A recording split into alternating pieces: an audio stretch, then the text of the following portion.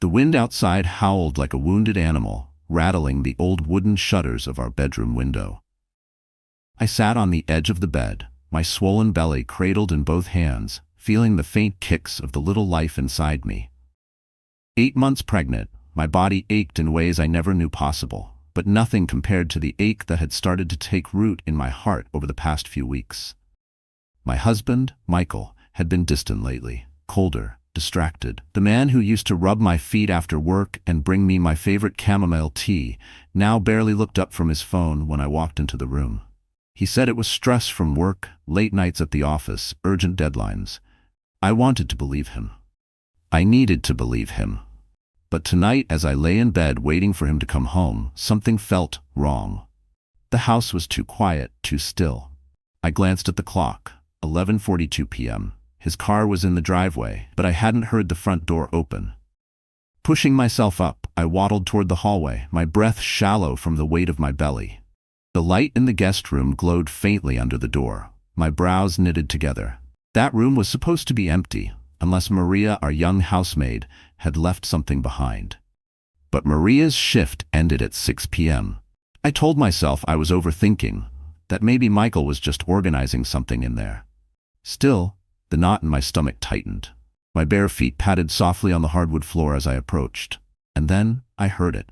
A muffled giggle, a low, familiar male voice, the sound of a bed creaking. My heart slammed against my ribs so hard it hurt. No, it couldn't be. My hand trembled as it reached for the doorknob. For a split second, I thought about turning away, pretending I hadn't heard anything, sparing myself the truth. But something deep inside me, something fierce and raw, pushed me forward. The door swung open with a sharp squeal, and there they were. Michael, my husband, my partner of 5 years, lay half-naked on the bed, tangled in white sheets. Beside him, Maria's long, dark hair spilled across the pillow like ink on paper, her bare shoulder glistening in the soft lamplight. Their eyes snapped toward me at the same time, shock flashing across their faces. For a moment, the world seemed to slow down. The smell of cheap perfume mingled with Michael's cologne. My pulse roared in my ears. I could barely breathe. Emily. Michael's voice was a choked gasp as he scrambled upright, fumbling to cover himself. Maria pulled the sheet up to her chin, her lips curling into a smirk that made my blood run cold. I couldn't speak. My throat had closed up, my words swallowed by a storm of betrayal and disbelief. I stared at him. This man I had built a life with, the man I had trusted with every piece of my soul, the man who was supposed to be my safe place. Emily, it's not what you think, he stammered. My laugh was sharp and humorless. Not what I think. You're in bed with her, Michael. What exactly am I supposed to think? Maria shifted slightly, her voice dripping with fake innocence. Mrs. Carter, I'm so sorry. We didn't mean for you to find out like this. Find out? The words stabbed deeper than any knife. This wasn't a mistake. This wasn't a one-time lapse in judgment. This was something they'd been doing, something they'd been hiding from me. I felt the baby kick hard against my ribs, as if sensing my fury. My hands instinctively went to my belly, a protective shield over the only thing in my life that still felt pure and untouched by lies. Michael climbed out of bed, his tone turning defensive. You've been so wrapped up in the pregnancy, Emily. You've barely noticed me. I needed to feel wanted. The audacity of his words stunned me into silence. He was blaming me for carrying his child, for creating the family we had both claimed to want. My chest tightened. I've given you everything, Michael. My love, my loyalty, my trust, and you. My voice cracked, but I forced it steady. You gave yourself to her. Maria's smirk deepened, her gaze challenging mine. Maybe if you'd taken better care of him, this wouldn't have happened. The room tilted. My vision blurred. I wanted to scream, to throw something, to make them feel the crushing weight that was pressing down on my chest. But the baby inside me reminded me I couldn't let rage control me. Not now. I turned to leave, my hands shaking so violently I could barely grasp the doorframe. Michael reached for my arm, but I yanked it away. Don't touch me, I hissed. Don't you ever touch me again. I stepped into the hallway, my breath ragged, my heart splintering into pieces I wasn't sure could ever be put back together. I had come into this room as a wife. I was leaving as something else entirely. A woman who had just watched her marriage die before her eyes. The baby kicked again, stronger this time. It was as if this tiny life was telling me to keep going, to survive. As I walked toward the front door, I heard Michael's voice behind me, low, urgent, almost panicked. "Emily, wait, you don't understand. We can fix this." Fix this? There was no fixing this. There was no going back to the life I thought I had. My hand gripped the doorknob, the cold metal biting into my palm. I knew, with a clarity that cut through the haze of pain, that this moment was the beginning of the end. And what Michael didn't know was that losing me would be the worst mistake of his life. Before that night, before I opened the guest room door and watched my life splinter into pieces, I used to think of myself as lucky. Not the lottery-winning, magazine cover kind of lucky, but the ordinary, everyday kind that makes you thankful when you wake up in the morning. I wasn't born into money. I grew up in a small coastal town in Maine where winters were long, summers were short, and everyone knew everyone else's business. My father was a fisherman. My mother ran a little bakery that smelled like cinnamon from dawn till dusk. We didn't have much, but we had love, thick, stubborn love that held us together even when the sea was cruel or the bills piled high. After high school, I worked 2 jobs to put myself through nursing school. It wasn't glamorous, but it was what I wanted. To help people, to make a difference. That's when I met Michael. He wasn't the man in the expensive suit you see today. Back then, he was a young contractor with calloused hands, a shy smile, and a way of making me feel like I was the only person in the room. We met at a friend's housewarming party. I remember spilling cranberry juice on my dress and him offering me his flannel shirt to cover the stain. He made a joke about how I looked better in it than he ever did. I laughed, and for some reason, I never wanted to stop. We fell fast. Too fast, maybe. Within a year, we were living together in a tiny apartment above a hardware store. We didn't have much, just a futon, a second-hand dining table, and a dream of building a life together. I believed in him completely. He worked long hours to grow his contracting business, and I picked up extra shifts at the hospital to help cover our bills. When Michael proposed, it wasn't with a diamond the size of a walnut or in some elaborate Instagram-worthy setup. It was in our cramped kitchen, after a day so exhausting I could barely stand. He came home with takeout, set the bags down, and pulled a small velvet box from his pocket. "Emily," he said, his voice low and certain, "I don't have much to give you right now, but I swear I'll spend the rest of my life making sure you have everything you deserve." I said yes without hesitation. We had a modest wedding, nothing fancy, just close friends, family, and a borrowed church hall strung with fairy lights. I wore my mother's dress, altered to fit, and Michael wore a navy suit that was just a little too big in the shoulders. It didn't matter. We were happy. The first few years were good. We worked side by side to buy our first home, a fixer-upper that needed more love than we had time for, but we poured ourselves into it anyway. I handled the budget. Michael handled the repairs. We dreamed about starting a family someday when things were more stable. That someday came last spring when I found out I was pregnant. I'll never forget the look on Michael's face when I told him.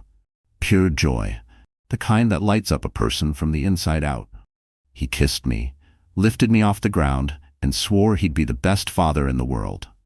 But as the months passed, things began to shift. Michael started coming home later, claiming he was swamped with new clients. He was irritable, impatient. He stopped touching me the way he used to, his kisses quick and distracted. I chalked it up to stress, to the pressure of preparing for a baby. That's when Maria came into our lives. She was 24, newly arrived from out of state, looking for work. A friend of Michael's cousin recommended her to help around the house while I was on bed rest during my second trimester. She was pretty in a youthful, unpolished way. Big brown eyes, long hair she never tied back, a laugh that was just a little too loud. I told myself she was harmless. I even felt grateful for her help when I was too exhausted to cook or clean. But looking back, I see the signs I ignored. The way Michael lingered in the kitchen when she was there. The quick silences when I walked into the room. The faint trace of her perfume on his shirts. Still, I refused to believe anything was wrong. I was 8 months pregnant, my feet swollen, my back aching, my emotions a constant roller coaster. I needed to believe that the man I had built my life with was still the same man who'd offered me his flannel shirt all those years ago. Love makes you blind. Or maybe it makes you willfully ignorant, because the truth is too painful to face. My mother used to tell me, "Emily, you can survive a storm if you know it's coming. It's the ones you don't see that knock you to your knees." I didn't see this one coming. That night, when I opened that door and saw them together, the storm hit with full force. And standing there, frozen in that moment, I realized something even more terrifying. This wasn't just the end of my marriage. It was the end of the life I thought I knew. But what Michael didn't understand, what Maria couldn't possibly predict, was that I wasn't going to disappear quietly into the background like some discarded chapter in his story. I had lost a lot that night, but I hadn't lost everything. And the part of me they had underestimated was about to wake up. The sun rose without my permission. Its light spilled across the living room where I had collapsed on the couch, fully dressed, clutching a blanket that didn't belong to me. My eyes burned from crying, my throat raw. Every time I closed my eyes, I saw them. Michael's guilty face, Maria's smug smirk, the two of them tangled in sheets that had once been mine. The baby shifted inside me, a reminder that I didn't have the luxury of falling apart. I rubbed my belly gently, whispering, "It's okay, sweetheart. I've got you." My voice was hoarse, but I needed to hear myself say it. I was still trying to gather the strength to stand when I heard footsteps coming down the stairs. Michael appeared, freshly showered, wearing one of his pressed work shirts like nothing had happened. His hair was damp, his expression unreadable. "We need to talk," he said, as if he were the one who'd been wronged. I stared at him, waiting for an apology, an ounce of remorse. It didn't come. "Emily, last night was complicated," he began, his tone clipped and businesslike. "I'm not proud of how you found out, but you've been distant. Ever since the pregnancy, it's like you've forgotten about us." My mouth fell open. "Us? Michael, there is no us if you're in bed with someone else." He sighed like I was a stubborn child refusing to see reason. "Maria understands me. She listens. She doesn't make everything about the baby." The words hit harder than I expected. I had given up my comfort, my sleep, my body to carry our child, and he was framing it as selfishness. "I can't believe you're blaming me for this," I said, my voice trembling with both rage and heartbreak. "I'm not blaming you," he said, which was exactly what he was doing. "I'm saying things have changed, and maybe this marriage isn't working anymore." I gripped the armrest to keep from collapsing. "So that's it? You just throw me away because I'm pregnant and tired?" He stepped closer, his expression hardening. "Don't make this about you being pregnant. You've been checked out for months. I need more than that, Emily. And if you can't give it to me, then maybe we should figure out how to move forward separately." The casual cruelty in his voice was worse than shouting. "And what about our child?" I asked. "I'll support the baby financially," he said flatly. "We can talk about custody later, but I need you to be reasonable." Reasonable. The word made my skin crawl. "And Maria?" I asked, my voice barely above a whisper. He didn't flinch. "She'll be staying here. It makes sense. She already knows the house and, well, she's part of my life now." The air left my lungs. He wasn't just throwing me out, he was replacing me. I turned away from him, because if I kept looking at his face, I might scream until my voice was gone. "I'll be gone by tonight," I said. "Good," he replied. No hesitation, no regret. By noon, I had packed 2 suitcases with whatever I could grab between contractions of grief. I didn't have a plan, but I couldn't stay another second in that house. Every room smelled like betrayal. I took one last look at the nursery. The crib we'd chosen together stood in the corner, dressed with the soft blue sheets I had picked out. The mobile above it, tiny stars and clouds, turned slowly, powered by nothing but the draft from the window. My hand shook as I touched it. That's when I heard laughter from downstairs. Her laughter, Maria's. It carried through the walls, sharp and taunting. Michael's voice followed, low and intimate. I closed the nursery door behind me and wheeled my suitcase to the front hall. Michael didn't even come out to see me off. The autumn air hit me like a slap when I stepped outside. I loaded my bags into the trunk of my old sedan and drove away without looking back. For the first few miles, I couldn't breathe. Every traffic light felt like a lifetime. I kept one hand on my belly, the other gripping the wheel so tightly my knuckles ached. I didn't know where I was going, just away. I ended up at a small roadside diner miles outside of town. I slid into a booth in the corner, ordered tea, and tried to think. But every time I blinked, I saw Michael's face, his coldness, his certainty that I had nothing without him. That's when my phone buzzed. A text from an unknown number. "Emily Carter, we need to talk. It's important." I frowned. "Who is this?" I typed back. Almost instantly the reply came. "Someone who knows what he's done, and someone who can help you take everything back." I stared at the words, my pulse quickening. "Why would you want to help me?" I sent. The reply was slower this time. "Because Michael Carter made the mistake of crossing the wrong person. And you, Emily, you're the key to ending him." I set the phone down, my hands trembling. Whoever this was, they knew my name. They knew about Michael. And they weren't offering pity. They were offering power. For the first time in 24 hours, a different feeling crept into my chest. Not grief, not despair, something sharper. And that was the moment I decided I wasn't going to just survive this. I was going to make him regret everything. The tea in front of me had gone cold, untouched. I kept staring at the message on my phone, reading it over and over. "You're the key to ending him." Part of me thought it had to be some sick prank. Another part, the part that had just been thrown out of her own home for the woman who cleaned it, knew better. I typed back slowly, "Who are you?" The reply came in less than a minute. "Meet me. Corner of 5th and Lincoln. Blue sedan, 20 minutes." It wasn't exactly comforting, but something in my gut told me this wasn't random. Michael had enemies. His charm could only hide his greed for so long. And maybe, just maybe, one of those enemies could be my salvation. I paid for the tea, slid out of the booth, and drove toward the intersection. My mind was a whirl of questions and half-formed fears. When I pulled up, I spotted it immediately. A dark blue sedan parked under a flickering streetlight. The passenger window rolled down, and a man's face came into view. He looked to be in his late 40s, with sharp, assessing eyes and a neatly trimmed beard. His suit was expensive, but there was something in his posture, relaxed yet watchful, that told me he wasn't just another corporate type. "Emily Carter?" he asked as I approached. "Yes," I said cautiously. He gestured for me to get in. Every instinct screamed at me not to, but I also knew that if I wanted to change my situation, I couldn't keep playing it safe. I opened the door and slid into the passenger seat. "My name's Daniel Ross," he said, "and I know exactly what your husband has done to you." I folded my arms. A lot of people could say that. Doesn't mean I should trust them. Daniel gave a small, humorless smile. "Fair enough. How about I start with something only Michael would know? Like the fact that he's been using your name to shield assets from the IRS. My head snapped toward him. "What? He's been shifting property titles, bank accounts, anything that could be traced, into your name.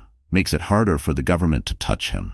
But here's the twist. If he ever got into real trouble, he could spin it as your fraud. You'd take the fall while he walks away clean." My stomach churned. It explained so much. The papers he'd had me sign without reading, the accounts I didn't remember opening. "Why are you telling me this?" I asked. "Because I want him gone," Daniel said simply. "And because you deserve better than what he's done to you." I narrowed my eyes. "What's your stake in this?" Daniel's jaw tightened. "Michael destroyed my company. 5 years ago, we were partners on a real estate development. He cut me out, stole my investors, and left me bankrupt. I've been rebuilding ever since, but I never forgot. And when I heard what he did to you, I realized we might be able to help each other." I leaned back, the pieces clicking into place. "So this is about revenge." "It's about justice," he corrected. "And maybe a little revenge." I didn't answer right away. My heart was pounding, but it wasn't from fear. For the first time since last night, I felt something like control creeping back in. "What exactly are you proposing?" I asked. Daniel glanced around, then leaned closer. "You hold more power than you realize.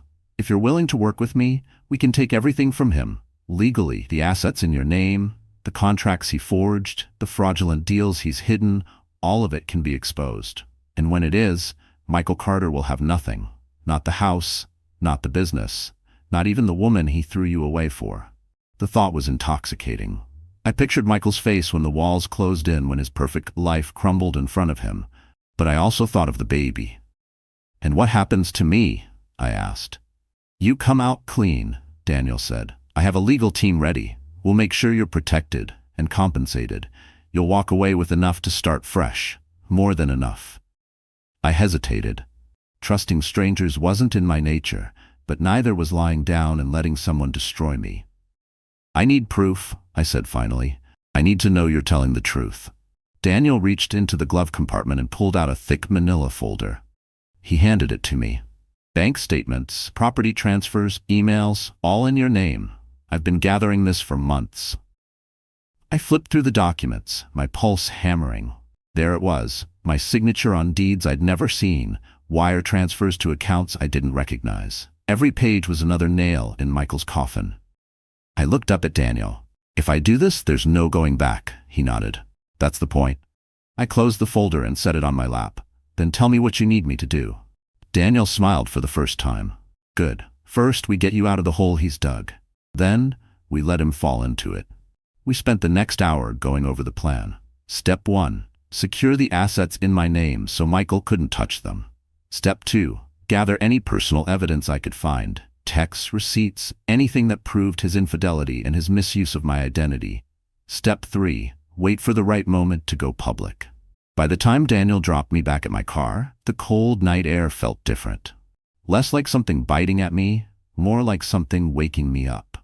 I drove away, clutching the folder, the baby kicking gently as if sensing my resolve. Michael thought I was powerless. He thought throwing me out meant he'd never have to face consequences. He was wrong, and soon he'd find out exactly how wrong. The next morning, I woke before the sun. For weeks, my mornings had started with exhaustion, swollen feet, and the ache of carrying a child through the final stretch of pregnancy. But this morning, something felt different. The ache was still there, but beneath it was a sharp, steady current of purpose. I sat at the small desk in the motel room I'd rented for cash, cheap, clean enough, and most importantly, off Michael's radar. Daniel's folder lay open in front of me. Every page was a reminder of what Michael had done. The stolen assets, the forged signatures, the lies. I read them again and again until the anger that had kept me awake most of the night settled into something calmer, colder. The old Emily, the one who cried herself to sleep, was gone. I picked up my phone and called Dale. He answered on the first ring. I'm in, I said. What's our first move? Get what you can from inside that house, he replied. Emails, photos, anything physical. The more we have, the harder it will be for him to wriggle out. And you need to get it before he suspects you're doing anything.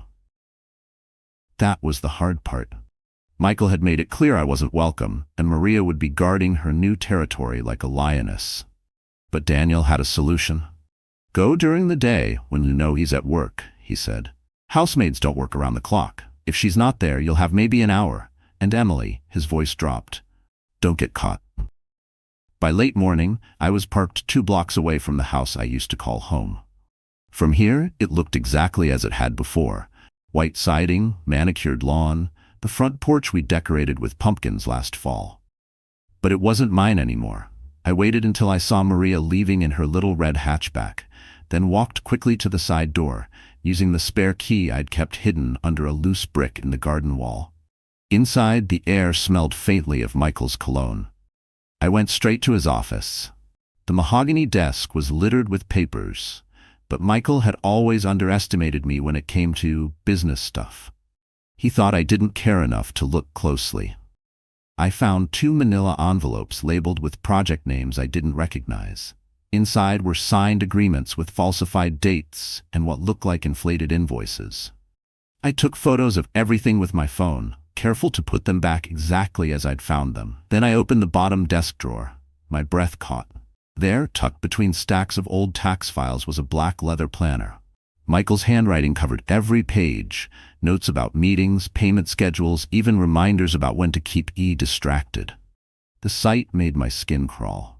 I snapped photos of those pages too. I was about to leave when something caught my eye on the bookshelf. A small, decorative box I'd never seen before. Inside were several USB drives. My pulse quickened. I slipped them into my tote bag, figuring I could check them later. The baby shifted in my belly, almost uncomfortably, as if reminding me I'd been standing too long. I rubbed the side of my stomach. Almost done, sweetheart, I whispered. I locked the office behind me and made a quick sweep of the bedroom. Maria's things were everywhere now. Her perfume on the vanity, her clothes mixed in with Michael's. My throat tightened, but I forced myself to keep moving. On the nightstand, I found a stack of unopened mail addressed to me. I flipped through it, credit card statements I didn't recognize, all with hefty balances. My name was on every one. He was setting me up. I shoved the envelopes into my bag and hurried out. The drive back to the motel felt longer, my eyes flicking constantly to the rearview mirror. When I finally shut the door to my room, I exhaled for what felt like the first time in an hour. Daniel arrived that evening. He dumped the contents of my tote onto the bed, his eyes lighting up as he saw the USB drives and documents. "This is gold," he said. "Between these and what I already have, we can tie him to half a dozen counts of fraud." I leaned back in the chair. "And the credit cards in my name?" Daniel frowned. "That's to frame you. But now that we have them, we can flip it, show he opened them without your knowledge. It'll blow back on him." He spent hours scanning everything into his laptop, making backups. I watched him work, the sound of his typing oddly soothing. Every click was another step toward freedom. When he left, I stood in front of the mirror in the motel bathroom. My hair was limp, my eyes shadowed, but there was something in my reflection I hadn't seen before. Resolve. I pulled my hair back, washed my face, and made myself a promise. When this was over, I wouldn't just have survived. I'd have built something stronger. For me, for my child. The next day I went shopping. Not for clothes or makeup, those would come later, but for armor of a different kind. A new phone, untraceable. A second-hand laptop. A locks for my growing collection of evidence. Every night, I reviewed the files, making notes of patterns, names, and dates. The more I saw, the more I realized Michael's empire was built on lies stacked so high they could crush him if the right person pushed. One night, while scanning through a USB drive, I found a folder marked personal. Inside were photos.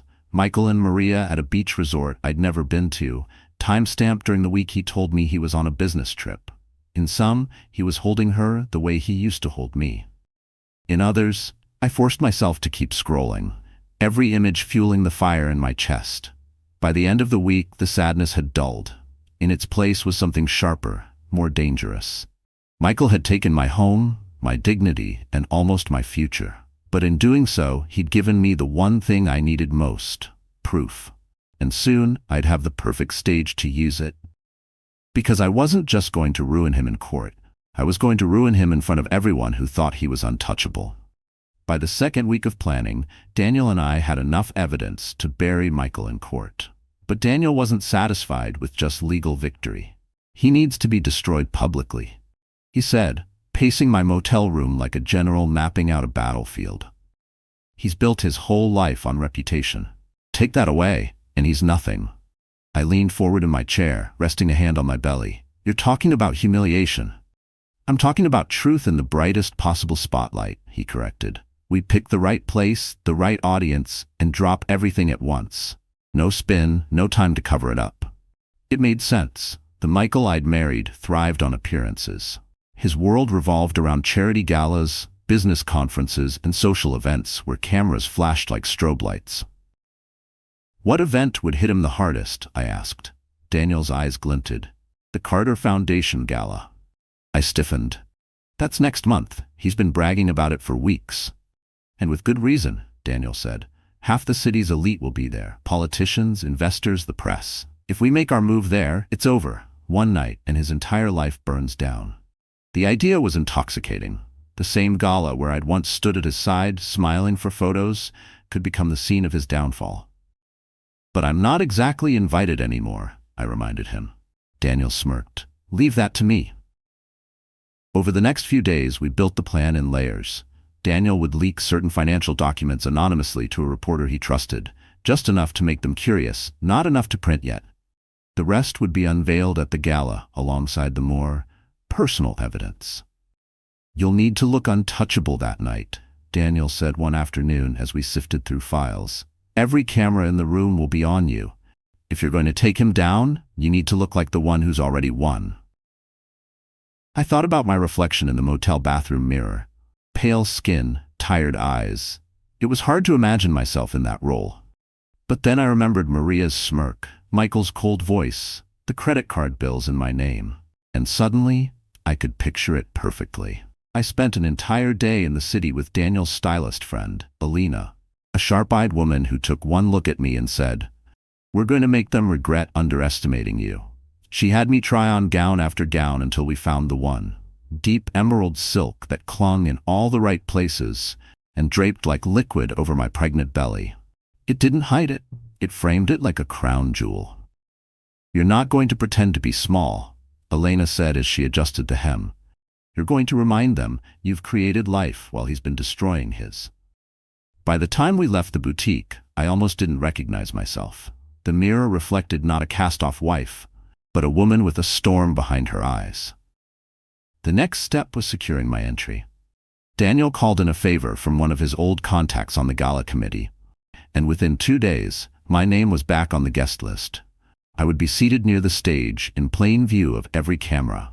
That night, Daniel and I spread everything out on the motel bed.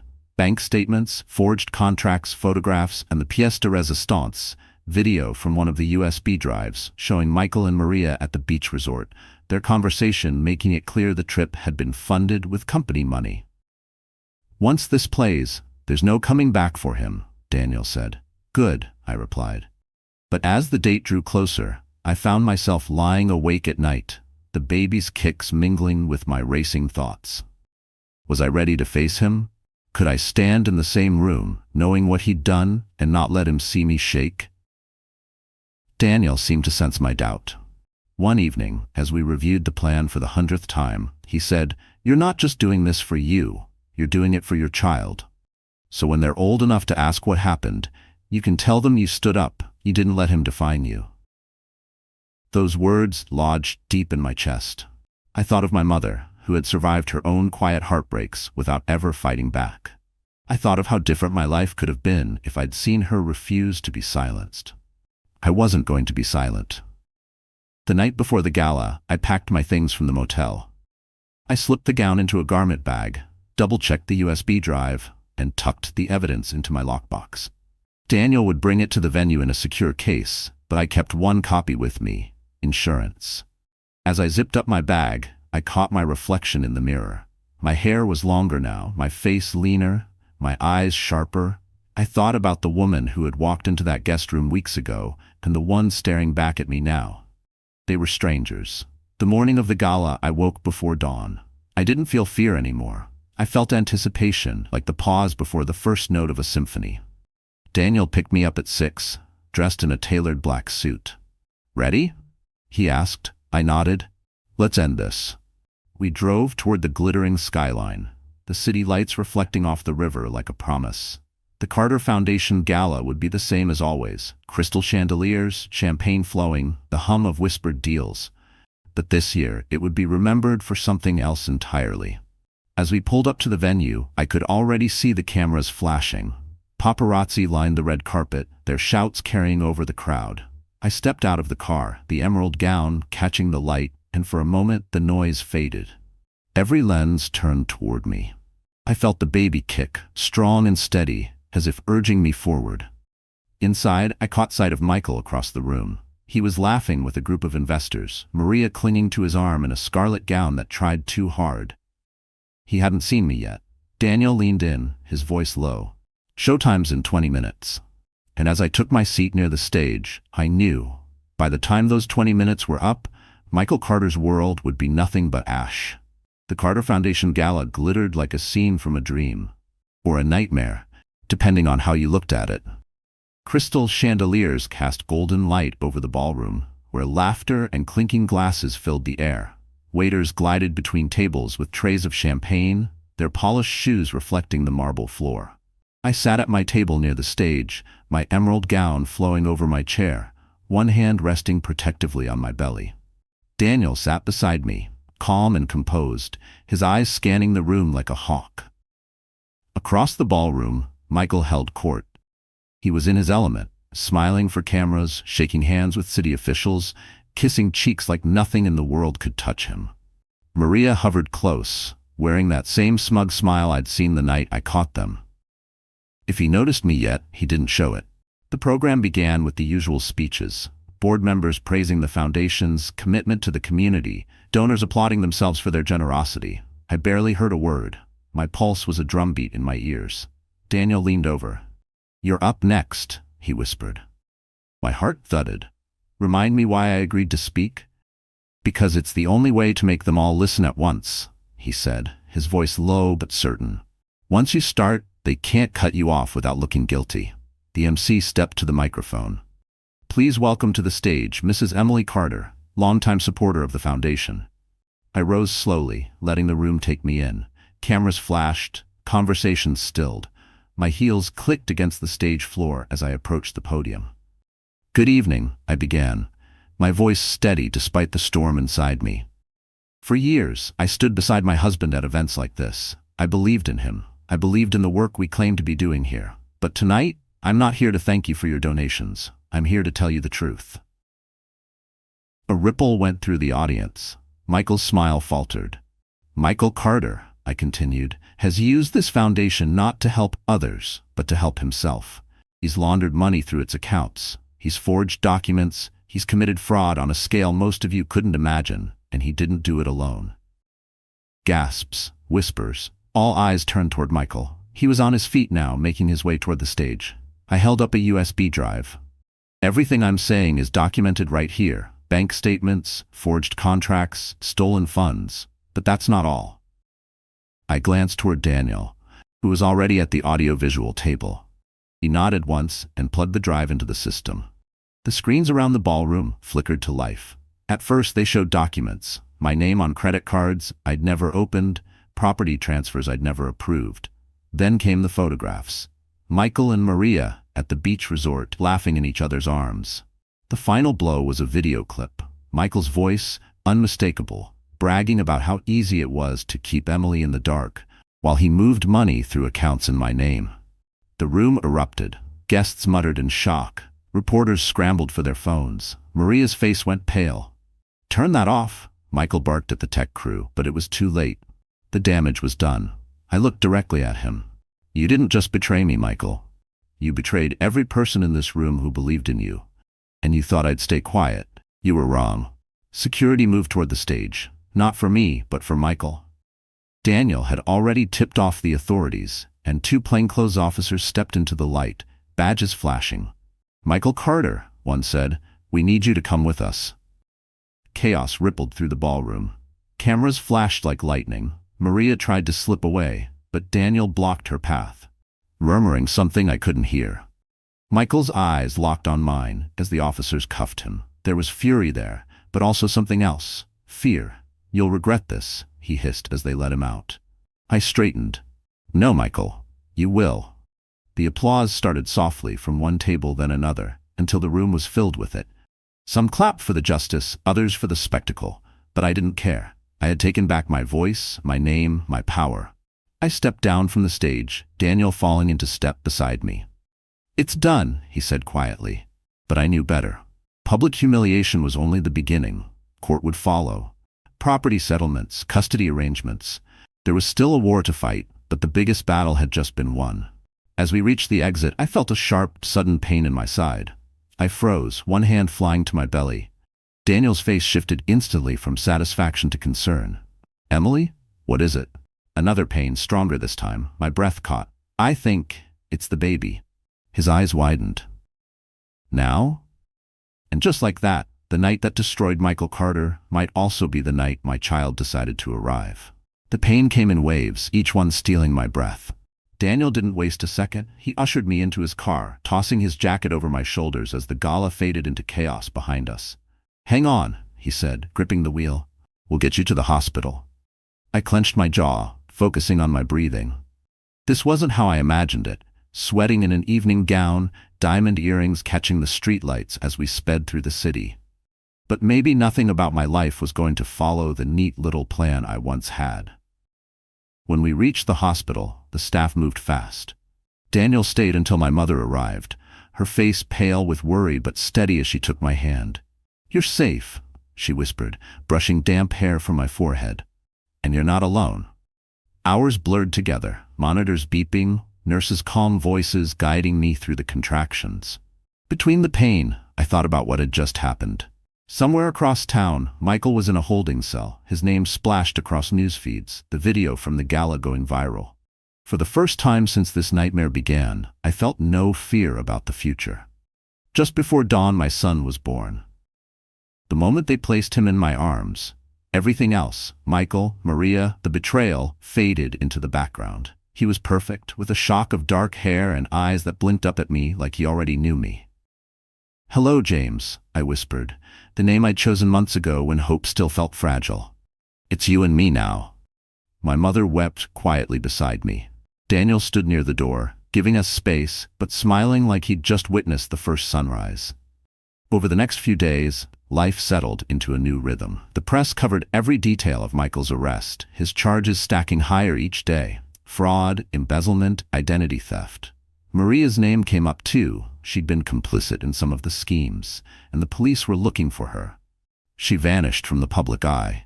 Michael's lawyer reached out through Daniel, trying to negotiate. "If she drops the charges," the message read, "he's willing to discuss a generous settlement." I laughed when Daniel told me. He still thinks he's in control. But control had shifted. I wasn't just the wife he'd betrayed. I was the woman who dismantled him in front of everyone who mattered to him. And now, with the evidence airtight and the media watching, I wasn't backing down. Weeks later in court, Michael sat at the defendant's table, looking smaller somehow. The suit didn't fit as well. The arrogance in his posture was gone. I testified calmly, presenting the evidence with Daniel and the legal team's support. The jury didn't take long. Guilty on all counts. The judge awarded me full custody of James, all marital assets in my name, and damages that would ensure my son and I never had to worry about money again. When it was over, I walked out of the courthouse into bright sunlight. James cradled against my shoulder. Reporters shouted questions, cameras flashed, but I kept walking. This part of my life was over. In the months that followed, I moved into a house near the ocean, a quiet place where the salty air reminded me of my childhood. I went back to work part-time at the clinic, not because I needed the money, but because I loved it.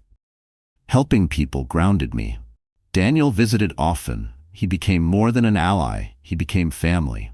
James adored him, and sometimes when the sun set over the water, I caught Daniel looking at us with something warm and unspoken in his eyes. Maybe someday I'd be ready to open my heart again. But for now I was content. One afternoon, as I rocked James on the porch, my mother joined me with 2 mugs of tea. She studied me for a long moment. "You know," she said, "I always worried you were too forgiving, that you'd let people take from you until there was nothing left. I'm glad I was wrong." I smiled, watching the waves. "I think I just needed the right reason to fight." She reached over, squeezing my hand. "And now you have him." I looked down at James, his tiny fingers curled around mine. "Yes, and I'm never letting anyone take from us again." The sun dipped lower, painting the water gold. For the first time in what felt like forever, the future didn't scare me. It felt wide open, full of possibilities. I thought about the night I found Michael and Maria, about the crushing weight of that betrayal. Back then I thought it was the end of my story. But I was wrong. It was just the beginning. I leaned back in the rocking chair, holding my son close, and let the sound of the ocean fill the quiet spaces inside me. Somewhere out there, Michael was learning to live without the empire he'd built on lies. Maybe he still hated me. Maybe he still thought I'd ruined him. But I didn't care. I hadn't ruined him. He'd done that himself. I'd just given him the audience. And as I breathed in the salty air, I knew one thing for certain. The woman he'd thrown away was the one he should have fought to keep, and losing me was the mistake he would regret forever. So that's how our story closes, my dear friends. And if you're still here right now, it means something in this journey touched your heart. As the Stoics remind us, what stands in the way becomes the way. We can heal, rebuild, and rise stronger. If this moved you, like, share, and subscribe. Let's keep walking this road together. Have you ever had a gut feeling you couldn't ignore? A moment where you saw something that didn't add up, and every instinct screamed at you to act. For Maya, a waitress clearing tables at one of New York's most exclusive restaurants, that moment came during a hushed conversation between 2 men. One was a self-made millionaire, a tech genius known for his generosity. The other was his best friend, his right-hand man. But what Maya overheard in a few whispered sentences was a betrayal so profound it threatened to destroy everything. She had a choice: stay silent and keep her job, or risk it all on a warning to a stranger. Her decision would set in motion a chain of events that no one could have predicted. Galliano's wasn't just a restaurant, it was a theatre. Tucked away on a cobblestone street in Soho, it was a place where deals were signed over $400 bottles of Barolo, and secrets were exchanged under the soft glow of Murano glass chandeliers. For Maya Rodriguez, it was just work. At 26, she moved through the symphony of clinking glasses and hushed conversations with a practiced grace that belied the exhaustion settling deep in her bones. The tips were good essential for the mounting medical bills for her younger brother Liam, whose fight with cystic fibrosis was a constant, quiet hum beneath the surface of her life. She was an observer by nature. You had to be in this job. You learned to read a table in a glance, the nervous young man on a first date, the bored couple in a loveless marriage, the titans of industry carving up the world over a plate of risotto. And then there were regulars like Ethan Sterling. Ethan was different. In his early 30s, he had the kind of open, earnest face that seemed out of place amongst the Botoxed and world-weary clientele. He was the founder and CEO of TerraVolt, a revolutionary green energy company that was poised to change the world. He didn't carry the arrogant air of new money. He looked his staff in the eye, knew their names, and always said thank you. He was by all accounts a genuinely good man. He was almost always accompanied by his best friend and COO, Leo Vance. If Ethan was the sun, Leo was the perfectly polished moon. Impeccably dressed in custom-tailored suits with a smile that could disarm a hostile board meeting, Leo was the consummate operator. He was charming, witty, and possessed a razor-sharp intelligence that was visible in his watchful eyes.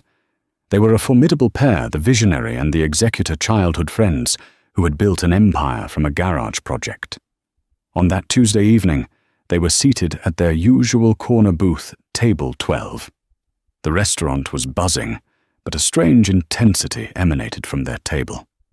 Maya approached to refill their water, her movements quiet and unobtrusive. Ethan was talking animatedly, his hands sketching shapes in the air as he described a new patent for solar energy storage. And if we can stabilize the polymer, we can reduce production costs by 60%, Leo. 60. We could put these in homes in developing nations for next to nothing. Ethan said, his voice filled with a passion that was almost electric. Leo nodded slowly, a thoughtful expression on his face. He took a sip of his wine. It's brilliant, Ethan. Truly. But the board is getting anxious about the Q4 projections. They want to see profit, not philanthropy. The initial public offering is less than a year away. The profit will come, Ethan insisted. This is the long game. This is our legacy. Maya moved away, collecting plates from an adjacent table. When she returned a few minutes later, the tone had shifted. Ethan was looking down at his phone, scrolling through an email. Leo was leaning forward, his voice a low, conspiratorial murmur. Maya was only there for a fraction of a second, just long enough to top off Leo's glass, but the words she caught froze the blood in her veins. Don't worry about Ethan's idealism. Leo was saying, his voice stripped of its usual warmth. The final phase is in motion. Once we trigger the contingency clause in the bylaws, his voting shares will be diluted. The board will be with me. He won't know what hit him. It's for the good of the company. He glanced up and his eyes met Maya's for a fleeting instant.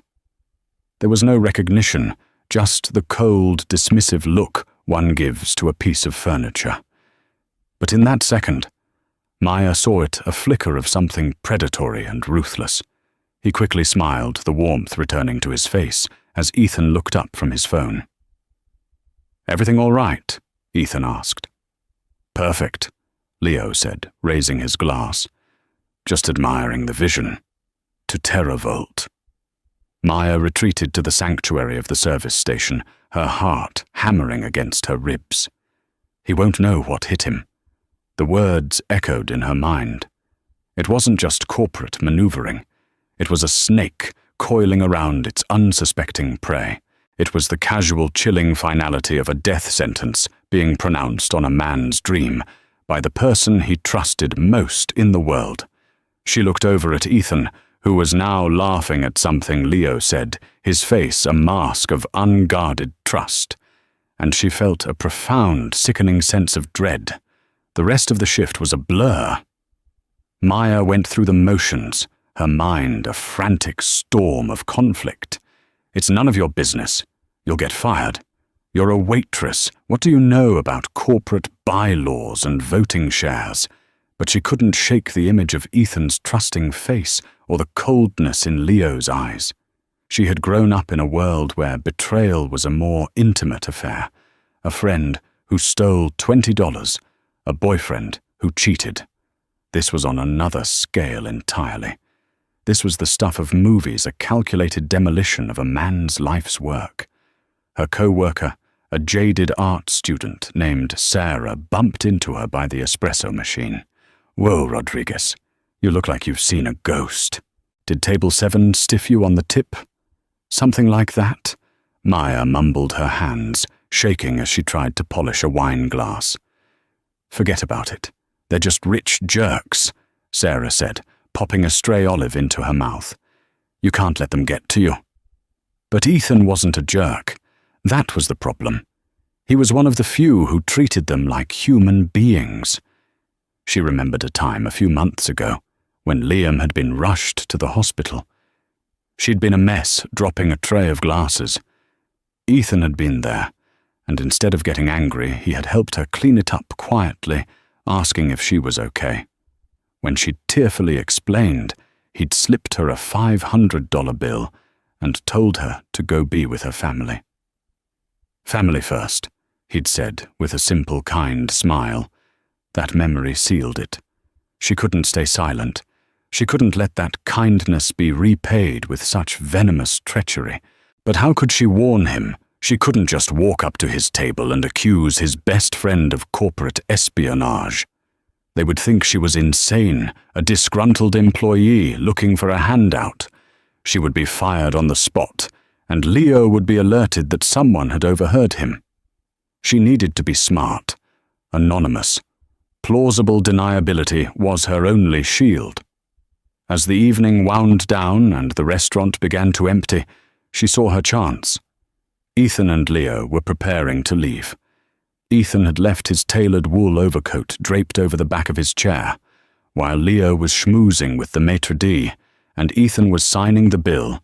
Maya moved with purpose. Her hands were clammy.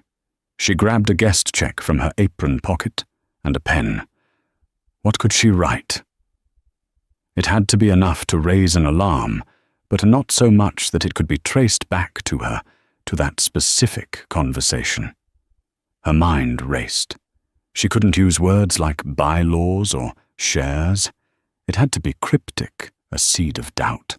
With a trembling hand, she scribbled 5 words on the back of the check. "Your shadow holds a knife." It was dramatic, maybe even silly, but it was the best she could come up with under pressure. It was a warning, a primal image of betrayal from the closest source. Her heart felt like it was going to beat out of her chest. She folded the small piece of paper into a tiny square. Glancing around, she saw her window. Leo was laughing, his back to the table. Ethan was focused on the credit card terminal. With the practiced stealth of a waitress navigating a crowded room, she walked past their table, her tray held high as a decoy. In one fluid, terrifying motion, her hand dipped down, and she slipped the folded note deep into the pocket of Ethan's coat. She didn't break her stride. She walked straight into the kitchen, her back rigid. She placed her tray down her breath, coming in ragged gasps. She had done it. She had thrown a stone into a silent, deep lake, and she had no idea what the ripples would be. As she watched from a crack in the kitchen door, she saw Ethan shrug on his coat. He didn't notice the note. He clapped Leo on the shoulder, and the two of them walked out into the cool New York night, laughing together like the best friends they appeared to be. For a terrifying moment, Maya thought it was all for nothing. The note would be lost, found by a dry cleaner, or dismissed as a strange piece of trash. Or worse, Leo would find it first. She spent the entire subway ride back to her small apartment in Queens, replaying the moment, her stomach churning with a mixture of fear and adrenaline. She had interfered in the world of giants, and she could only pray they wouldn't notice the ant that had scurried across their path. Ethan Sterling didn't find the note until he got home to his sprawling penthouse overlooking Central Park. The evening had left him with a familiar feeling, a mix of exhilaration at the future he was building, and a faint, nagging unease he couldn't quite place. Leo's focus on the IPO and the board's restlessness was a constant buzz in the background of his own grand symphony. He tossed his keys into a crystal bowl and shrugged off his coat, letting it fall onto a leather armchair. As it slid, something small and white fluttered out of the pocket and landed on the dark Persian rug. He picked it up. A guest check from Galliano's. He almost threw it away, but curiosity made him unfold it. "Your shadow holds a knife." He stared at the 5 words, written in a hurried, slightly slanted script. His first reaction was confusion. Was it a prank, a bizarre marketing gimmick from some competitor? He thought of his rivals at Omnicore and other tech giants who would love to see TerraVolt stumble. It could be a ham-fisted attempt at corporate mind games. He poured himself a glass of scotch, the words replaying in his mind. Shadow. The word was so intimate. It didn't suggest an external enemy. A shadow is attached to you, inseparable. It follows your every move. His mind immediately went to Leo. It was an absurd thought, and he felt a pang of guilt for even entertaining it. Leo was his brother in all but blood. They had started TerraVolt with nothing but a shared laptop and a leaky garage. Leo had been there through every failure, every triumph. He was the pragmatic anchor to Ethan's idealistic kite. Yet lately, there had been moments, small things, a conversation that would stop abruptly when Ethan entered a room, a series of closed-door meetings between Leo and their CFO, Richard Hemlock, a man Ethan had never fully trusted. Leo's insistence on bringing in a new legal team to restructure the company's bylaws ahead of the IPO, a move he'd argued was standard procedure to protect them from hostile takeovers. "It's for the good of the company," Leo had said, the same words the waitress had overheard. Ethan shook his head, trying to clear it. This was paranoia. Someone was trying to drive a wedge between him and Leo. That was the only logical explanation. He sat down at his desk and pulled up the security protocols for their central server. He wasn't a fool. He had built firewalls and back doors into his own system that not even Leo knew about. He trusted his friend, but he was also a pragmatist. Trust, but verify. For the next hour, he combed through access logs. He found nothing overt, no massive data downloads or unauthorized file transfers. But he did find something curious. Leo had recently created a highly encrypted partitioned subfolder on the server. Its access logs were wiped clean every hour. It was a digital ghost. There was no legitimate reason for that level of secrecy within their own system. The note on his desk seemed to mock him. "Your shadow holds a knife." A cold dread began to creep up his spine. If Leo was betraying him, a direct confrontation would be disastrous. Leo was too smart, too slick. He would deny everything, turn it around on Ethan, and paint him as paranoid and unstable to the board. Ethan needed proof. He needed to see the knife before it struck. And so an idea began to form. A trap. A piece of bait so tempting that the snake would have no choice but to reveal itself. He spent the rest of the night coding not on a new solar patent, but on a piece of fiction. He created a dummy file, a ghost project codenamed Project Chimera. He filled it with meticulously crafted, entirely fake research and development data. It detailed a revolutionary and scientifically impossible breakthrough in cold fusion technology. It was the kind of discovery that would be worth not just billions, but trillions. It would make TerraVolt the most powerful company on Earth. He then created a vulnerability. He deliberately weakened the encryption on that single file, making it look like an accidental oversight. It would be difficult to find, but for someone with Leo's level of access and technical skill, it would be a tantalizing prize just waiting to be plucked. Finally, he set up a silent alert system. The moment that file was accessed, copied or transferred, his personal phone would receive a notification complete with the IP address of the recipient. At 4 a.m., exhausted but clear-headed, he sent a company-wide email. He announced a surprise emergency meeting of the senior executive team for 9 a.m. the next morning. The subject, a confidential, strategic breakthrough.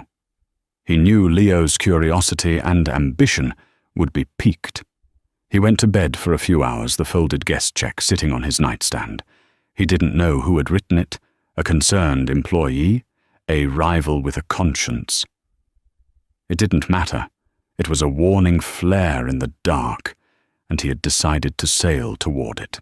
As he drifted off to sleep, he realized with a chilling certainty that the next day would either expose his paranoia as foolishness or confirm his worst fears, shattering the very foundation of his life. The morning light that filtered through the grimy window of Maya's fourth-floor walk-up in Astoria. Queens did little to lift the heavy cloak of anxiety that had settled on her overnight. Every passing car on the street below made her flinch, her imagination running wild. She envisioned stern-faced men in dark suits knocking on her door. Leo Vance's cold smile preceding an accusation that would ruin her life. She called the hospital to check on Liam. Her mum, who was there for his morning treatment, answered. "He had a good night, Mija," her mother said, her voice warm but tired. "The new medication seems to be helping his breathing. Don't you worry." But Maya always worried. The cost of that new medication was astronomical, the reason she worked double shifts at Galliano's and picked up catering gigs on her days off.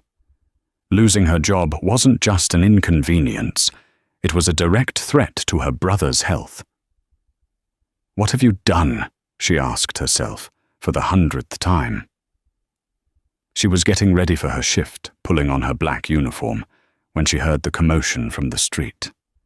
It wasn't the usual city noise of sirens and shouting. It was a low collective murmur from her neighbors, people leaning out of their windows, their voices buzzing with curiosity. "What in God's name is that?" she heard Mrs. Higgins from 3B exclaim. Maya peered through her window. Her heart stopped.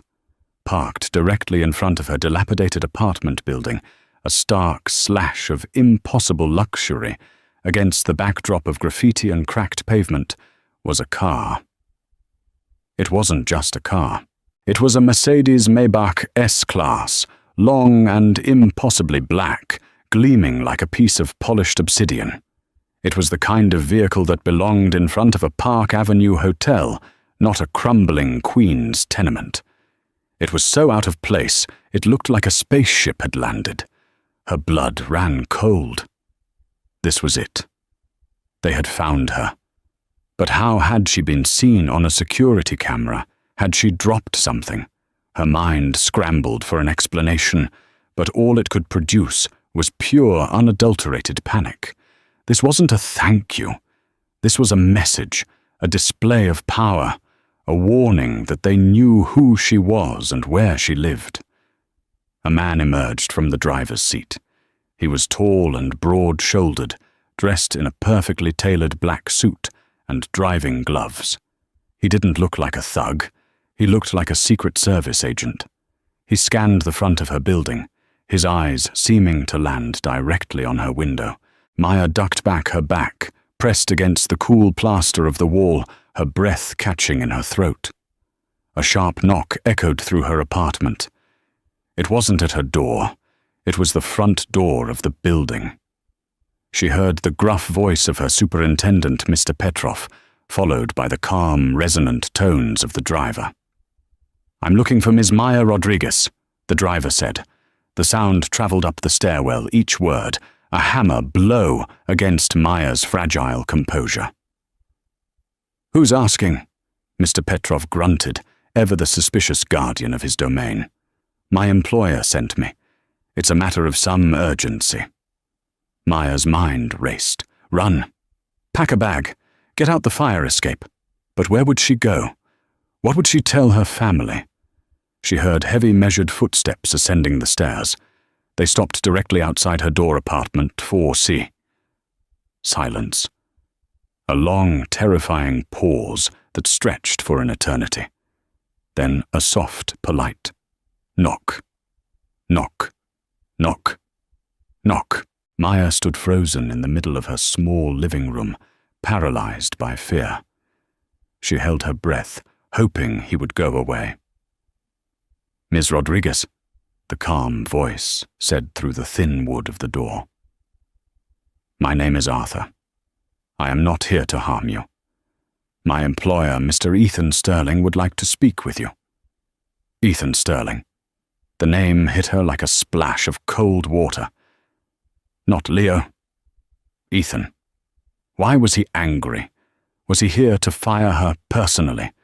To threaten her with legal action for meddling in his affairs? 100 nightmarish scenarios played out in her head. The knock came again, a little more insistent this time. "Ms. Rodriguez, please. He asked me to assure you that you are in no danger whatsoever." Quite the opposite. Taking a shaky breath, she forced her legs to move. Her hand trembled as she unlatched the deadbolt. She opened the door just a crack, peering out at the imposing figure who filled her doorway.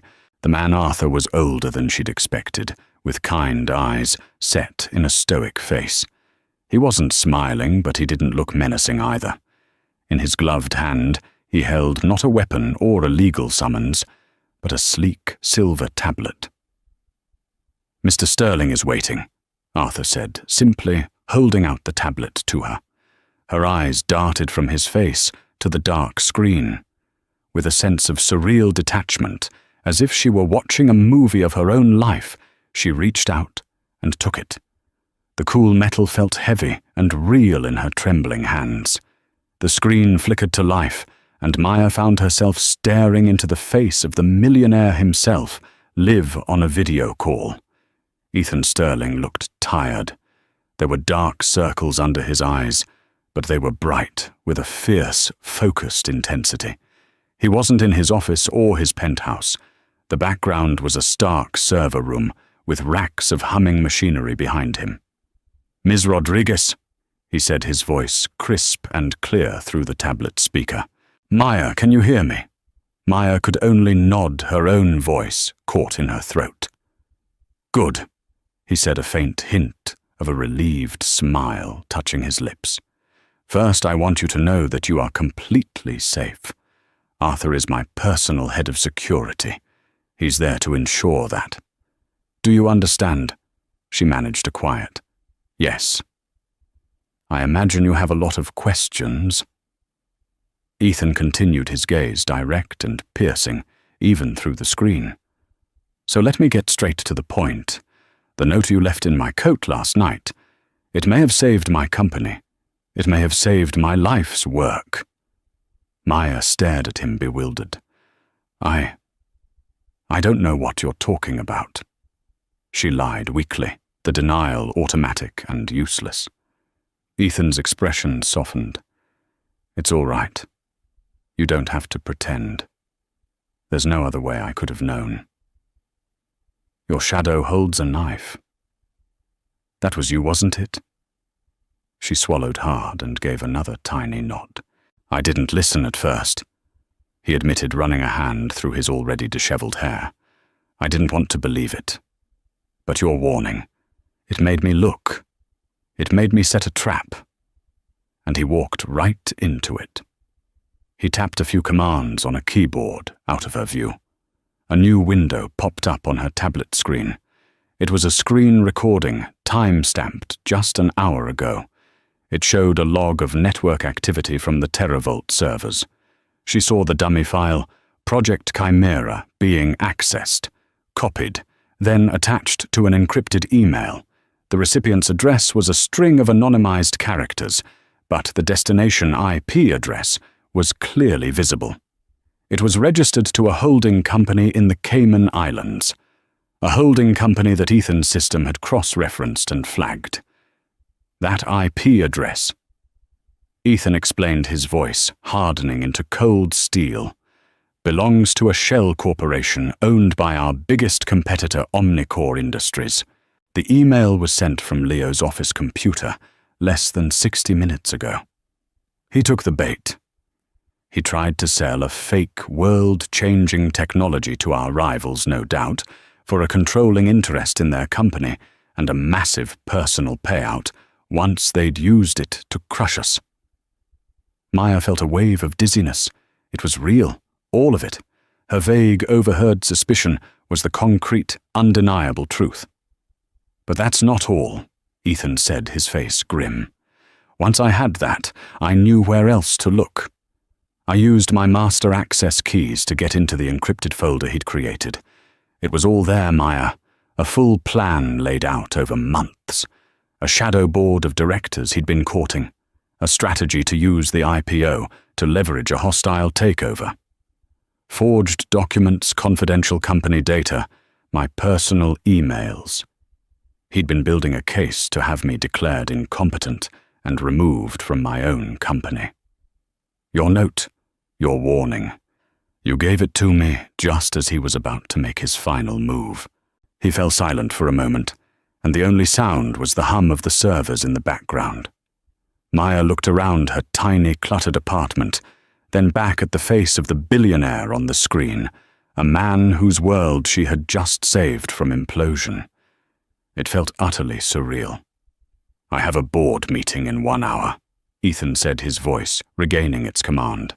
I now have all the proof I need to not only stop him, but to ensure he faces the legal consequences for corporate espionage and fraud.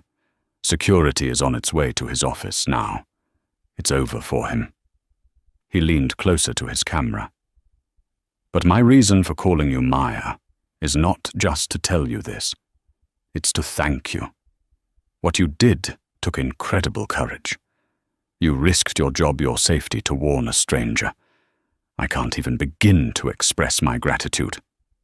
He paused again. A simple thank you isn't enough.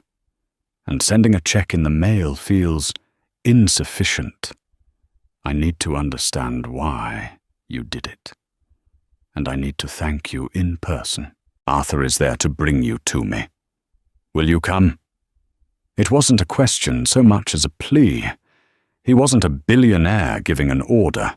He was a man who had been pulled back from the edge of a cliff by an unlikely hand and wanted to look his rescuer in the eye. Maya thought of her waitress uniform laid out on her bed. She thought of Liam's medical bills. She thought of the fear she had felt all night and the overwhelming, terrifying reality of the black car on her street. Then she looked at the tablet at the man who, despite the chaos erupting in his life, had taken the time to find her and speak to her with respect. Yes, she said, her voice finally steady. I'll come. Arthur, who had been standing silently by the door, gave a slight, formal nod. Very good, Miss Rodriguez. If you'll get your coat, the car is waiting. The journey in the Maybach was a masterclass in sensory deprivation.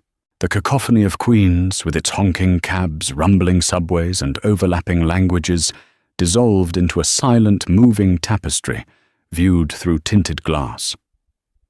Maya sat perfectly still on the plush leather seat, feeling as though she had been placed inside a vacuum-sealed chamber. Arthur navigated the transition from the gritty reality of her borough to the hyper-modern canyons of the financial district with an unnerving smoothness. Every red light seemed to turn green in anticipation of their arrival. They bypassed the grand public entrance of the Terravault Tower. Instead, the Maybach glided down a steep, brightly lit ramp into a private underground garage. The air here was cool, sterile, and smelled of concrete and expensive cars. It was a world away from the fragrant, chaotic kitchen of Galliano's. Arthur led her not through a lobby filled with employees, but to a single unmarked elevator panelled in dark brushed steel. He produced a keycard, and the doors slid open with a soft pneumatic hiss. Mr. Sterling's office is on the top floor. It's a direct access elevator.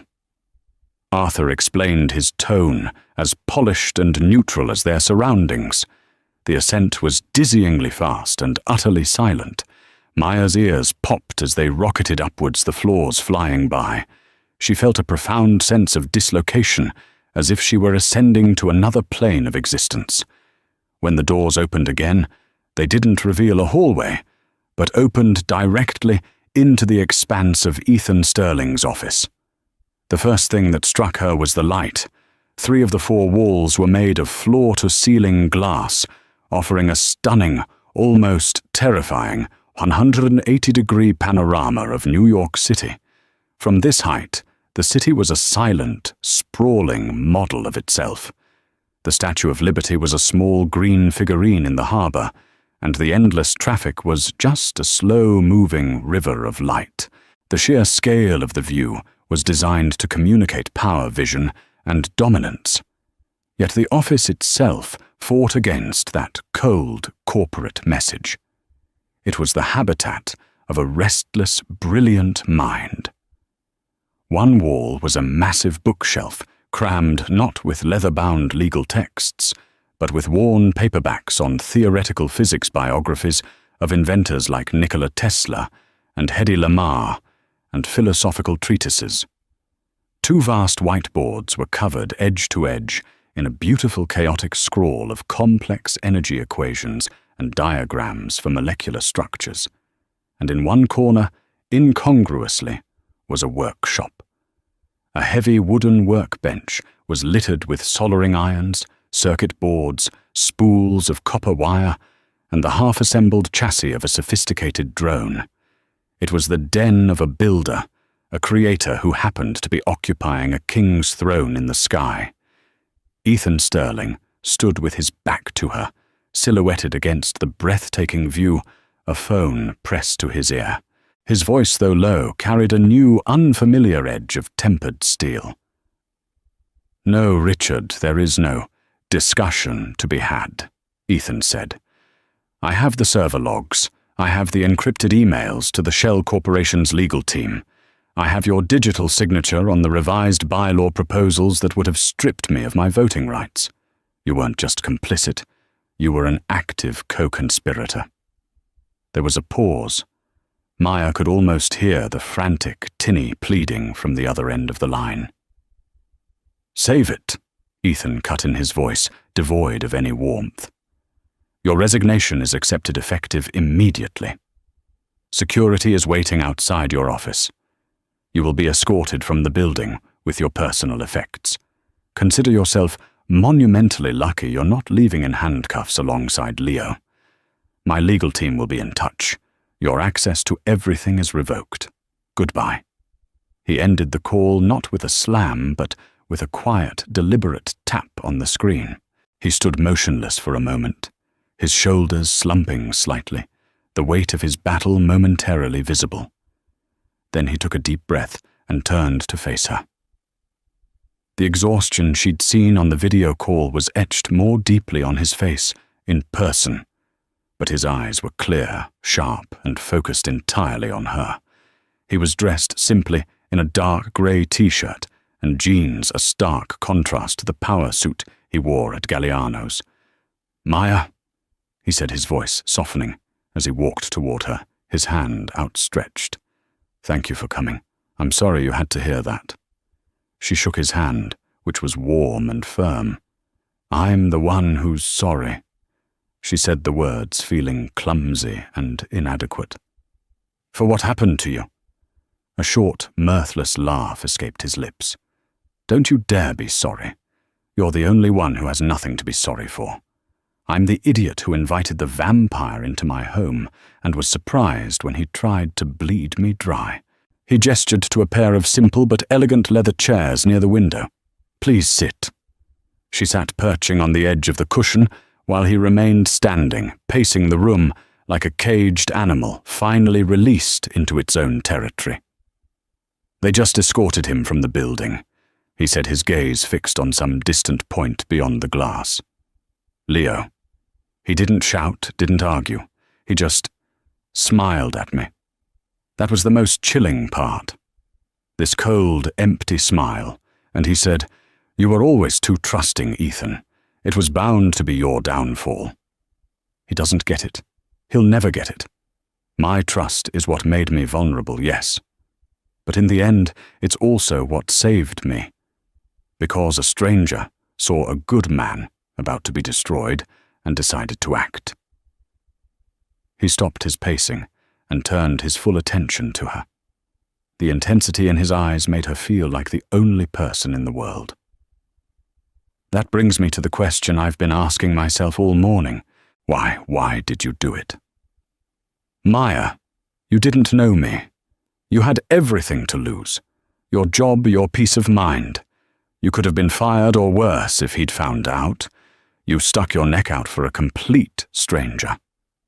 I have to understand why." Maya took a steadying breath, the clean, climate-controlled air of the office, so different from the world she knew.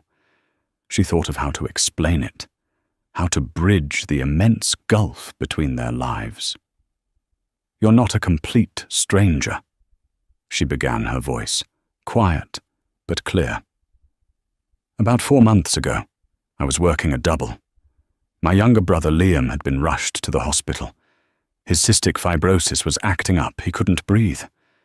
I was distracted, terrified, and I dropped a full tray of wine glasses right next to your table. Recognition slowly dawned in Ethan's eyes, chasing away the shadows of his betrayal. The sound of all that glass shattering. She continued, the memory vivid and visceral. It felt like my whole world breaking. My manager started yelling. I thought I was going to be fired. But you didn't get angry. You got up and helped me pick up the pieces. You asked me if I was okay." "I remember," he said softly. "You looked like you were about to collapse."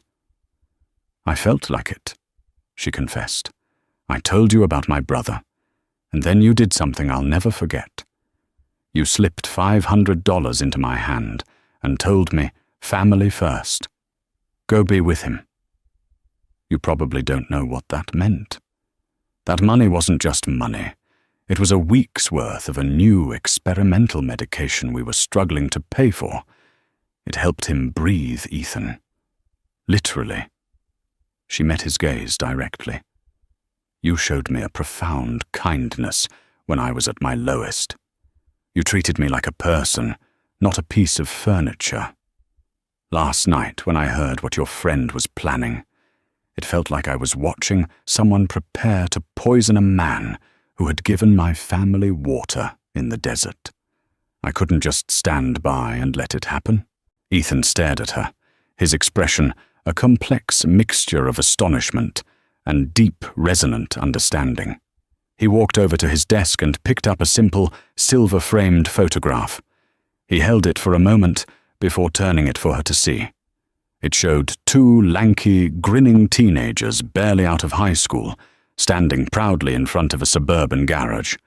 A crudely painted sign above them read, "Terravolt, It was him and a much younger, more innocent-looking Leo. He was my family once. Ethan said, his voice thick with a sorrow that felt ancient. This person here, this kid, he was my brother. We promised each other we would change the world. But somewhere along the way, the money, the power, the ambition, it became a cancer. It ate away at his soul until the only thing left was the ambition. I surrounded myself with people who had perfect resumes and imperfect morals, sharks who smiled at me while calculating my worth. I built a company that could predict the energy needs of a continent a decade from now, but I couldn't see the predator sitting across the table from me every single day. He placed the photo face down on his desk with a quiet, decisive thud. The past was now officially buried. He turned back to Maya, a new clarity in his eyes. But you saw it. You saw it in a single glance. You're an observer. You don't just see people, you perceive them. You read the subtle shifts in tone, the flicker of coldness in an eye. That's not a skill they teach at Harvard Business School. And more than that, you have a core of integrity, a moral compass that points true north even in a storm. That Maya is the rarest and most valuable commodity in this entire city. He leaned against the front of his desk, crossing his arms. I have a massive problem. My company is intact, but my foundation of trust is shattered. My COO is a felon. My CFO was his accomplice. I need to rebuild, and I can't do it with more of the same. I can't afford another blind spot. I need someone who sees the things I don't. His gaze was unwavering. I'm not going to insult you by writing you a check as a reward. What you did is beyond monetary value. I want to offer you a job, not as charity, not as a favor. I want to offer you a position as a strategic investment in the future and the very soul of TerraVault. He let the words hang in the air for a moment. I am creating a new role, special advisor to the CEO. You would report directly to me. Your job would be to be my eyes and ears, to sit in on major negotiations, to vet key personnel, to assess potential partnerships, not just from a financial perspective, but from a human one. To be the person who watches the shadows, because you've proven you can see them when no one else can. Maya's mind reeled. The sheer absurdity of it all hit her like a physical blow. She felt a hysterical laugh bubble up in her chest. Mr. Sterling, Ethan, that's insane, she stammered, shaking her head. I don't have an MBA. I don't have any experience. I serve pasta and clear tables for a living. Experience? He countered, pushing himself off the desk. Your experience is in a high-pressure environment, reading the needs and intentions of hundreds of strangers a week. Your experience is in judging character in a split second. I can hire 100 people with MBAs. They're a dime a dozen. I can't hire a single person with your proven character. I can teach you about financial models and supply chains. I can't teach someone integrity. I can't teach them courage. He walked over to a sleek printer and picked up a single sheet of paper. He slid it across the polished surface of his desk toward her. It was a formal offer letter on heavy, expensive bond paper with the TerraVault letterhead. We will provide any training, any education you desire. Your starting salary is on that page. It will be enough to ensure your brother has the best medical care in the world for as long as he needs it, and that your family never has to worry about a single bill ever again. With a trembling hand, Maya picked up the letter. Her eyes found the number at the bottom of the page. It had a comma and more zeros than she could immediately process. It wasn't just a salary. It was a gravitational shift. It was a number that represented the end of fear, the end of choosing between rent and medication, the end of her mother working 2 jobs. It was the beginning of a life she had never in her wildest dreams dared to imagine. "The world is a crazy place," Ethan said softly, watching her face. "Sometimes the sanest thing a man can do is put his entire trust in the one person who proved she deserved it. The choice is yours, Maya. No pressure. But I need you here. This company needs you." Maya didn't accept right away. It was too much, too fast. She asked for a day to think, a request Ethan granted without hesitation. Arthur drove her home the ride back, just as silent, but this time her mind wasn't filled with fear, but with a dizzying, terrifying sense of possibility. She sat in her small apartment, the offer letter on her worn-out coffee table, looking like an artifact from another planet. She called her mum and told her everything. There was a long silence on the other end of the line before her mother finally spoke, her voice thick with awe. "Maya, sometimes God closes a door and opens a gate to a whole new world. Maybe this is your gate." The decision, when it came, felt less like a choice and more like a surrender to fate. She was tired of scraping by, of the constant anxiety over Liam's health. But more than that, she was intrigued. The challenge Ethan offered was a chance to use a part of herself, her intuition, her observational skills that she had always undervalued. It was a chance to be more than a waitress, more than a caregiver. It was a chance to be a guardian. The next morning, she called Ethan Sterling and accepted his offer. Her transition was a whirlwind. The first order of business was to quit her job at Galliano's. Walking in and handing her notice to her manager, who looked at her with utter disbelief, was one of the most satisfying moments of her life. The first few months at TerraVault were like learning a new language on a new planet. Ethan was true to his word. He assigned her a team of tutors. She learned about corporate finance, contract law, market analysis, and cybersecurity. She was a voracious student, soaking up information with the same intensity she had once used to memorize the daily specials. But her real value, as Ethan had predicted, wasn't in the textbooks. It was in the meetings.